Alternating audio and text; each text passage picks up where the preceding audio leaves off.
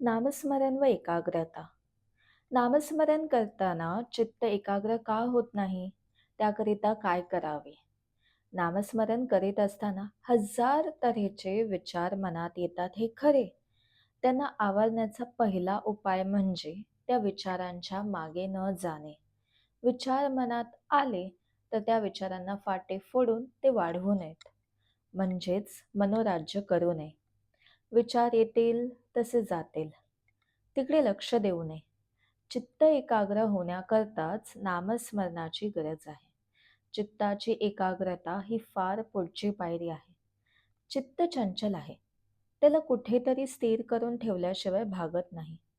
म्हणून ते नामात गुंतवून ठेवावे. नामस्मरण करीत असताना ते नाम आपल्या कानांनी ऐकावे, म्हणजे एकाग्रता व्हायला मदत होईल.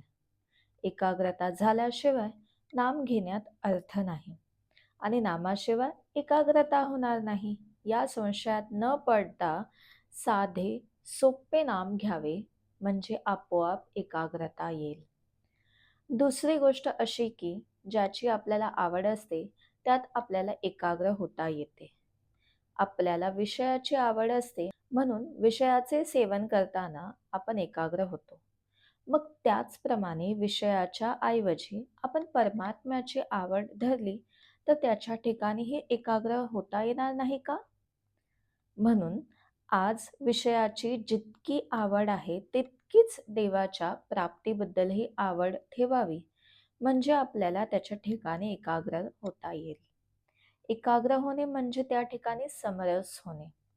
मीठ पाण्यात टाकले म्हणजे ते पाण्याहून वेगळे राहते का? योग केल्याने एकाग्र होता येईल खरे, पण जोपर्यंत समाधी आहे तोपर्यंतच ती एकाग्रता टिकेल.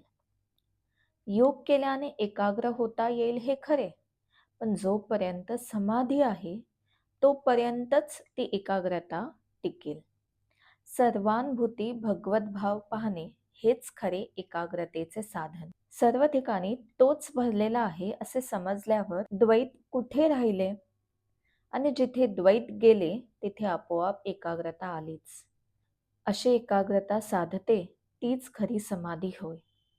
मनुष्य अगदी एकटा असला किंवा एकांतात असला तरी आपल्या कल्पनेने तो अनेक माणसे आपल्या भोवती गोळा करतो. विशेषतः विद्वान लोकांना कल्पना जास्त असतात. तेव्हा कल्पना करायचीच तर ती त्या भगवंताविषयी का करू नये? भगवंत हा दाता आहे, त्राता आहे, सुख देणारा आहे अशी कल्पना आपण करूया. त्यातच खरे हित आहे. कल्पनेच्या पलीकडे असणारा परमात्मा आपण कल्पनेत आणून सगुण करावा आणि तिथेच आपले चित्त स्थिर करण्याचा प्रयत्न करावा. तात्पर्य: मन एकाग्र होत नसेल तर न हो, पण नामस्मरण सोडू नये. श्रीराम जय राम जय जय राम.